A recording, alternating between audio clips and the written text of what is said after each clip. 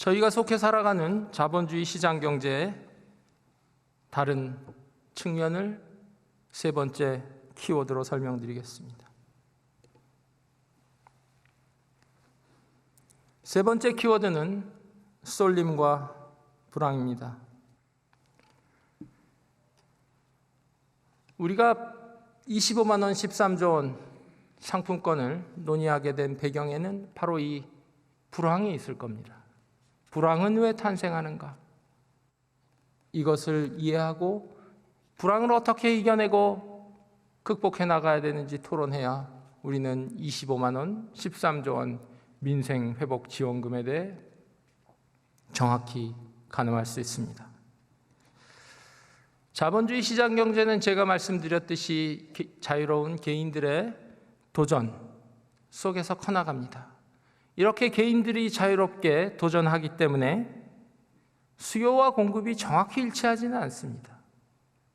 때로는 공급 과잉, 때로는 공급 부족이 일어나기도 합니다. 그러나 시장은 기가 막히게 그 공급 부족과 공급 과잉을 맞춰 나갑니다. 공급이 부족하면 가격이 오르고 공급이 많으면 가격이 낮아지고 우리는 이 가격의 자율장치에 따라 살아나갑니다. 그런데 안타깝게도 저희들 마음에는 쏠림이 있습니다. 어디에서 돈이 잘 벌린다, 위험하지 않고 쉽게 돈을 벌린다 하게 되면 저희는 쉽게 낙관주의에 빠지고 돈을 투자하고 빚을 늘리게 됩니다. 이러한 일은 안타깝게도 주기적으로 일어납니다. 지금 보시는 그림은 주식시장에 통통하게 들어갔다가 홀쭉하게 나오는 투자자들의 모습을 상징하고 있습니다. 실제로 많이 벌어지는 일입니다. 이것이 바로 쏠림, 쉬운 낙관주의에서 벌어지는 일입니다. 그런데 이렇게 우리가 낙관주의, 과학적이지 않고 낙관주의에 빠져서 쏠리는 순간에 빚이 늘어나고 과잉의 투자가 일어납니다. 그런데 어느 순간 이것이 진정한 투자가 아니고 부실이라고 드러났을 때 주식이 폭락하게 됩니다. 그리고 이렇게 구매력이 줄어들면 경기가 어려워지면서 소비도 잘 안 됩니다. 그러면 부분적으로 빚을 갚기 어려운 상황들이 생기고 빚이 또 빚을 부릅니다. 해서 개인과 기업의 연쇄적인 빚잔치, 연쇄도산이 발생할 수 있습니다. 이렇게 주식이 폭락하고 시중에서 연쇄도산이 일어나게 되면 당연히 자금이 유출됩니다. 외국인 투자 자금이 남아있을 이유가 없겠지요. 신속히 빠져나갑니다. 이러한 연쇄도산과 주식 폭락, 자금 유출이 바로 심각한 경기의 후퇴, 경제 공황입니다. 그리고 이런 경제적 위기와 공황은 가정과 기업 경제의 파탄으로 이어집니다. 보시는 사파는 저희가 열심히 찾아봤는데 1820년대 지구상에서 산업화 이후에 경제공황이 처음 나타났습니다. 그래서 그때를 묘사한 그림인데요. 저기 보시면은 약간 어두운 음영 속에 있는 분이 은행가라고 합니다. 그래서 근데 주변에 있는 분들이 좀 경악하고 있는 건데요. 땅을 담보로, 당시에 농업이 대세니까 땅을 담보로 해서 융자를 받았는데 경제공황이 터지면서 이제 은행도 돈을 갚기 어려운 상황이 돼서 담보로 잡았던 농민들의 땅을 일제히 다 매각해버려서 농민들이 경악하는 그림입니다. 그래서 이 그림을 원리의 세세함보다도 1820년대부터 경제 위기는 지구에 찾아왔었다. 인류는 이것을 함께 살아가고 있으며 이것을 극복하는 방법을 계속 발전시키고 있다. 그 증거를 보여드리기 위해서 제가 가져왔습니다.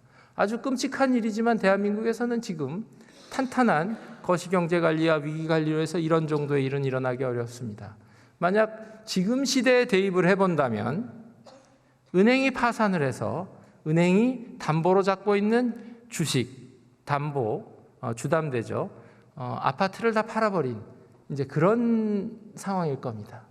1820년대의 인류는 그런 상황 속에서 살았던 것이고 이러한 현상은 모습을 바꿔서 저희에게 주기적으로 찾아옵니다. 그래서 경제 위기를 이겨내는 과학적인 방법, 비장한 정신이 상당히 중요합니다. 그 비장한 정신과 과학적인 방법이 무엇인지를 논의하는 것이 오늘의 또 다른 축입니다. 25만 원, 13조 원의 민생회복 지원금이 그런 과학의 방식인지 최선을 다해서 설명드려 보겠습니다. 그 다음 그림이 또 좀 있습니다. 이거는 아까 보신 그림에서 한 80년 정도 후에 나타난 미국의 대공황입니다. 잘 아시는 1930년대 미국의 대공황, 뉴딜 프로젝트가 시작됐던 그 배경의 모습이고 실업자들과 구호소의 모습입니다. 그 당시 실업률을 본 그래프가 있는데 아주 극적입니다. 2.2%의 실업률에서 출발해서 1930년 1월이죠. 순식간에 25.59%까지 이제 실업이 치솟습니다. 단기간에. 상당히 비극적인 아픔을 내포하고 있는 그래프입니다.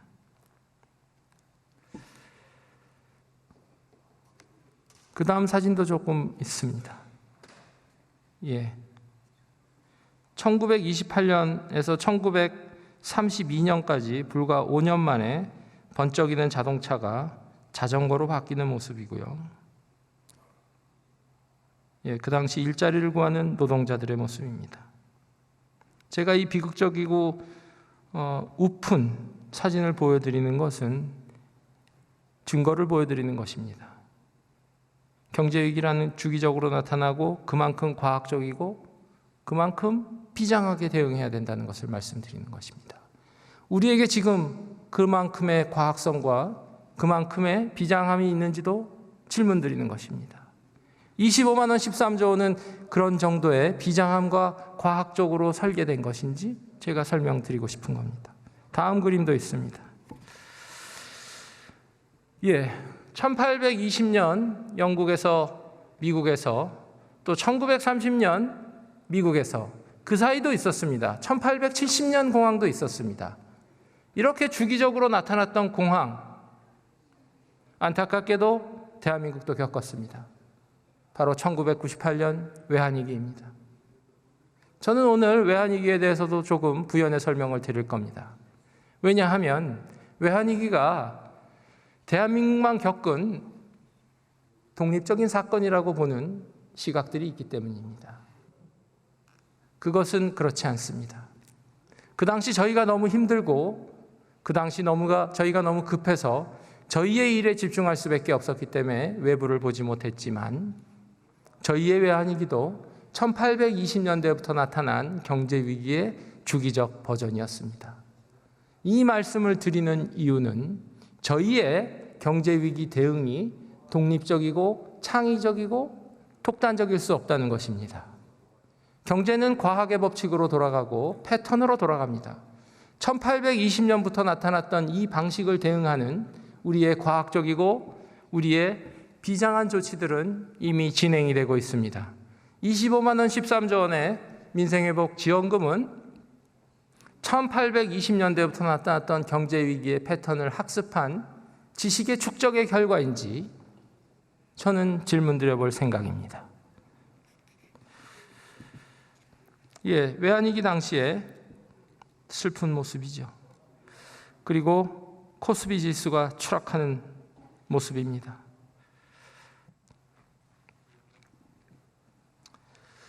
그런데 여기서가 끝이 아닙니다. 1998년 우리는 외환위기를 겪었지만 그로부터 10년 후인 2008년에 또 다른 경제위기를 겪었습니다. 이때는 우리에서 터진 게 아니라 미국에서 터졌죠. 2008년 리만 브라더스 사태 때 저희는 다시 경제위기를 겪게 됩니다. 그래서 결국 대한민국은 1998년, 2008년 10년 주기로 두 번의 경제위기를 겪어왔고 첫 번째 경제 위기를 겪은 그 경험과 그 비장함으로 두 번째 경제 위기는 상대적으로 무난히 나왔습니다. 그런데 지금 많이 인식 안 하고 계시지만 저희는 세 번째 위기도 겪고 있습니다. 그 세 번째 위기가 바로 코로나 이후에 지속되고 있는 지금의 경제 위기입니다. 결국 경제 위기는 1820년부터 모습을 바꿔서 새로운 모습으로 찾아옵니다. 그러나 패턴과 원리는 상당히 유사합니다. 가장 위험한 지점은 빚입니다. 부채가 연쇄적으로 빚잔치를 유발할 때 어려움이 찾아오고 경제는 연쇄적인 도산, 연쇄적인 파산에 들어갈 수 있습니다. 해서 우리는 이런 경제 위기를 철저히 대응해야 됩니다. 지금 우리가 이 코로나 경제 위기를 어떻게 철저히 대응하고 있는지, 거기에 25만 원, 13조 원 민생회복 지원금은 도움이 될 것인지 토론을 이어가겠습니다.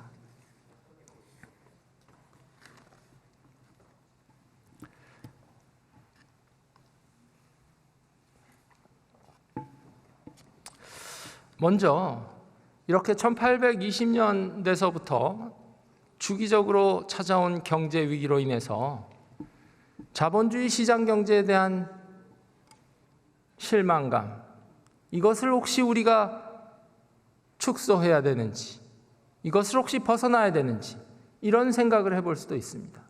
그리고 실제로 역사에서 그런 과격한 일들이 벌어졌습니다.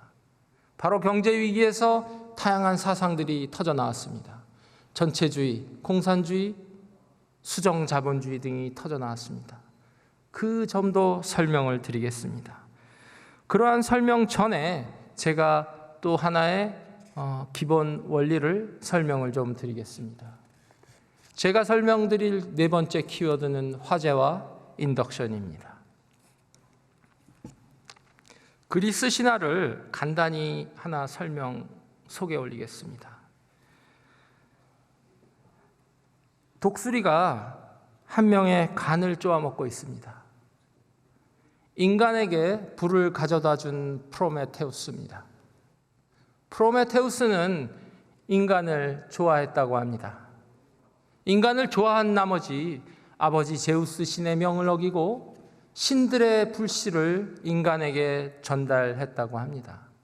어느 날 인간 세상에서 불씨가 깜빡이는 것을 보고 저 불씨로 동물의 야수들의 맹수들의 위협을 막고 음식을 익혀 먹고 새를 녹이는 인간들의 모습을 보고 제우스는 대노를 했다고 합니다.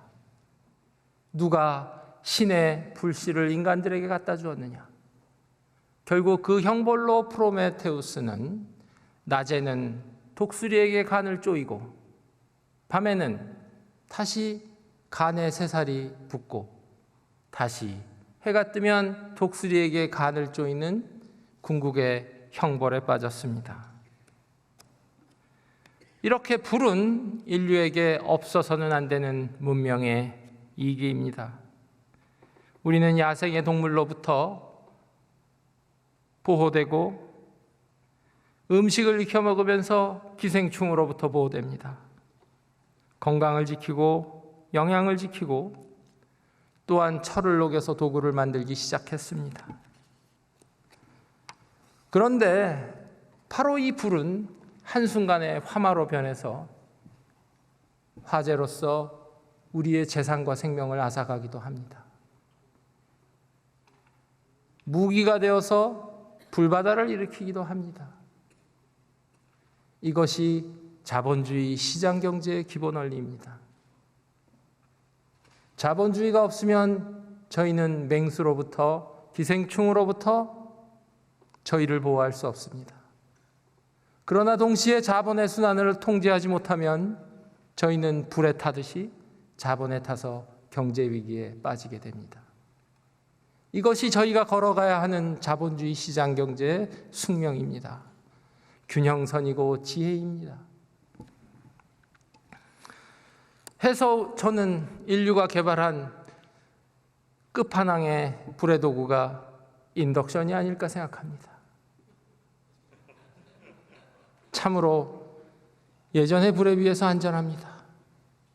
저희는 이런 비장한 정신과 과학적인 정신으로 프로메테우스가 전달한 불을 인덕션으로 만들어낼 때까지 시장경제의 장치와 위기 대응의 장치를 갈고 닦아야 합니다.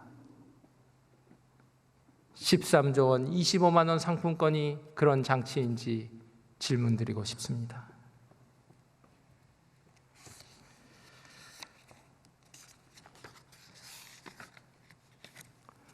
태풍에 비교해 볼 수도 있겠습니다. 태풍은 이 여름 포함해서 매년 한반도에 찾아옵니다. 동남아에서 시작한 그 뜨거운 바닷물과 공기가 소용돌이쳐서 공기를 정화시키는 순기능이지만 파괴적인 풍수해로 저희를 매년 덮칩니다. 저희는 그 태풍과 풍수해를 어떻게 대하고 있습니까? 완벽히 극복은 못했지만 항상 노력하지 않습니까? 하늘만 쳐다보지 않습니다. 천수단만 생각하지 않습니다. 인공위성을 띄우고 풍수해 보험도 발전시키고 또한 응급 대피 119 체제 많은 준비를 합니다. 이것이 자본주의 시장 경제를 키우는 원리와 다르지 않습니다. 자본의 순환이 없으면 저희는 저희를 지킬 수 없습니다. 그러나 자본의 순환은 적절히 현명하고 과학적이고 비장하게 통제되어야 합니다. 그래야 반도체가 탄생하고 수출 산업이 탄생하고 K-팝이 탄생하고 저희는 진짜 소득을 만나고 진짜 세금을 만나고 진짜 재정 지출을 만날 수 있는 겁니다. 다시 돌아가서 생소소 세재생, 제가 그래서 그렇게 암기하자고 말씀드린 겁니다. 자본주의 시장 경제를 회피하려는 마음이 들 수 있습니다. 자본주의 시장 경제를 탈피하고자 하는 마음도 있을 수 있습니다. 자본주의 시장 경제를 약화시켜야 한다는 마음이 들 수도 있습니다. 자본주의 시장 경제를 벗어나야 한다는 마음이 들 수도 있습니다. 그런데 이런 마음을 경계해야 된다고 말씀드리고 싶습니다.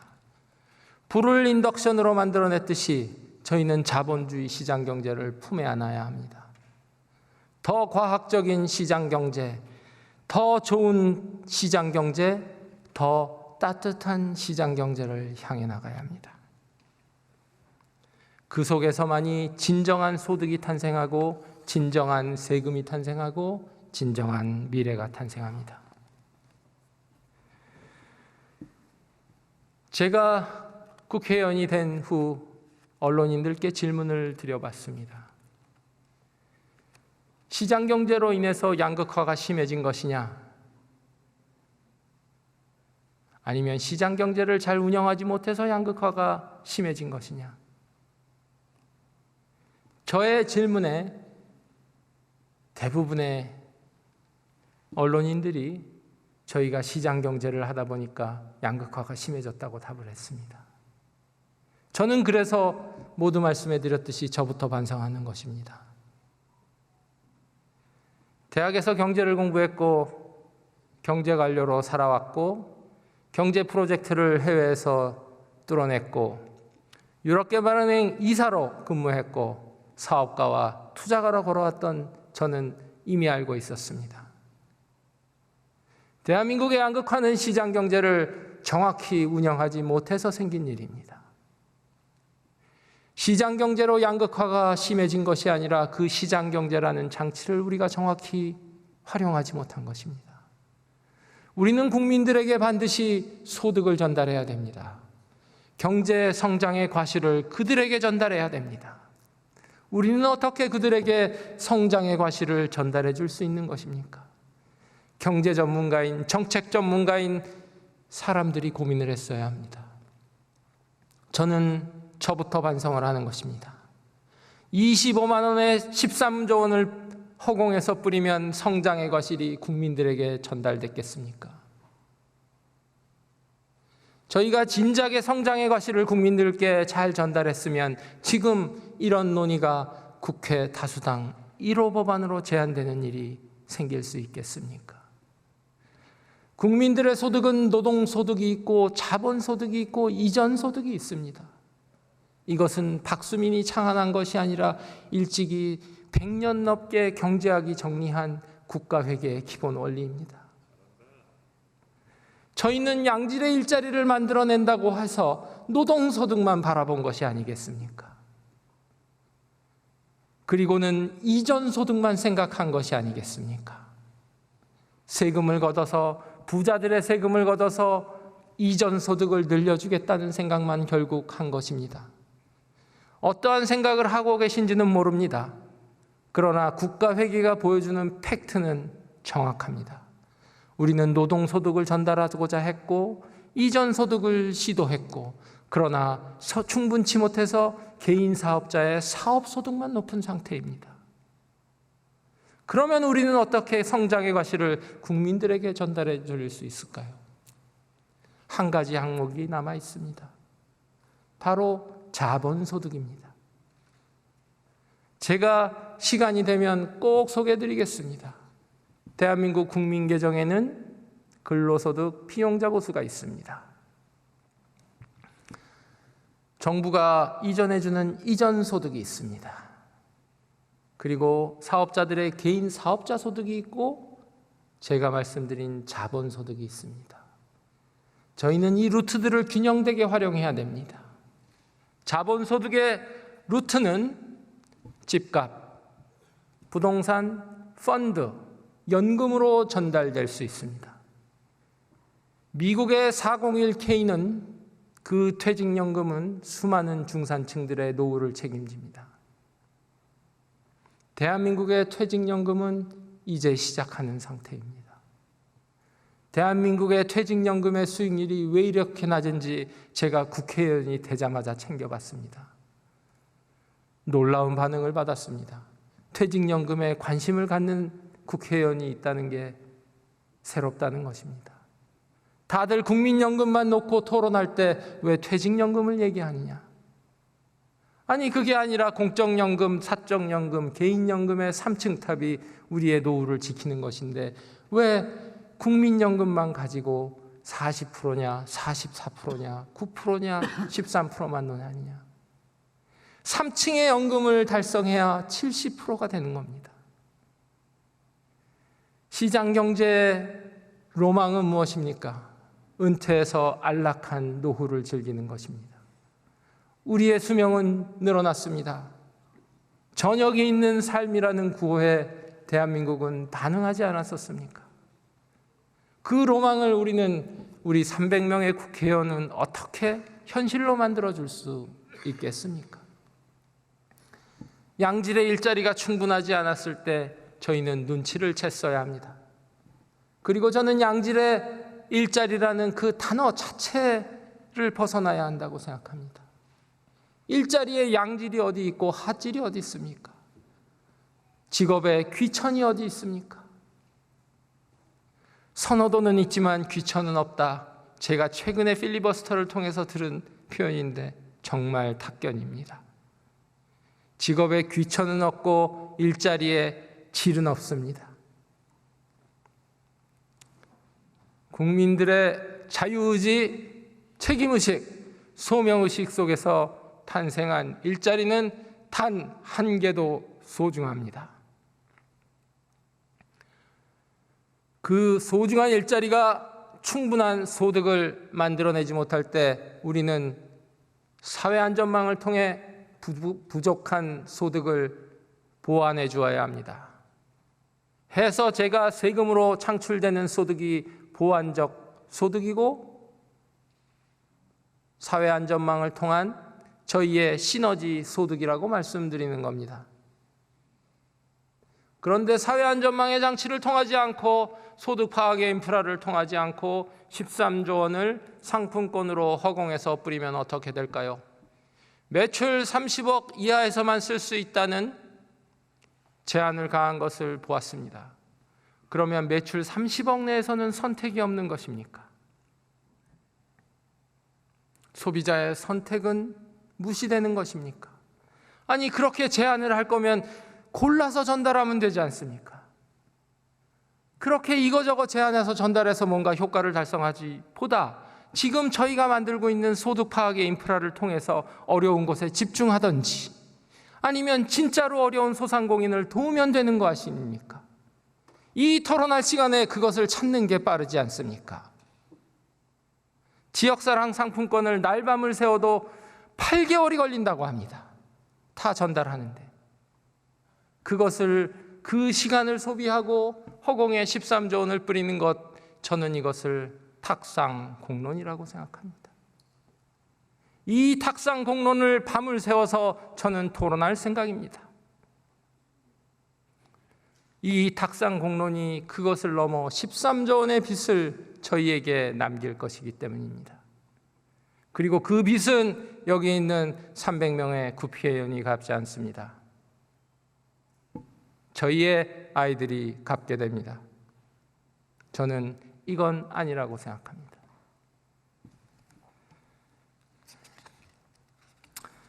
저희가 자본주의 시장 경제의 치열한 원리와 장치를 벗어날 때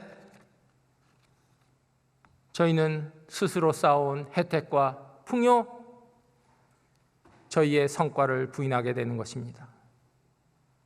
스스로 번영과 풍요, 안정의 길을 벗어나게 되는 것입니다. 자본주의 시장 경제를 벗어난 길도 있습니다. 그러나 그 길은 아주 명쾌하고 명확합니다. 그것은 바로 하향 평준화의 길입니다. 침체와 궁핍, 쇠퇴로 가는 길입니다. 선거철에 전 국민에게 25만 원 지역 상품권을 뿌리자는 담대한 공약. 이것은 저희를 어느 길로 이끄는 것인가요? 상향 평준화입니까? 하향 평준화입니까? 단순한 선심성 예산, 단순한 이벤트성 예산이라고 치부하실 수 있습니까? 이번의 결정이 다음에 어떤 결정을 불러들일 것입니까? 한 번의 결정은 두 번의 결정을 초대하고 두 번의 결정은 세 번의 결정을 초대할 것입니다. 저는 여기서 끊어야 한다고 생각합니다.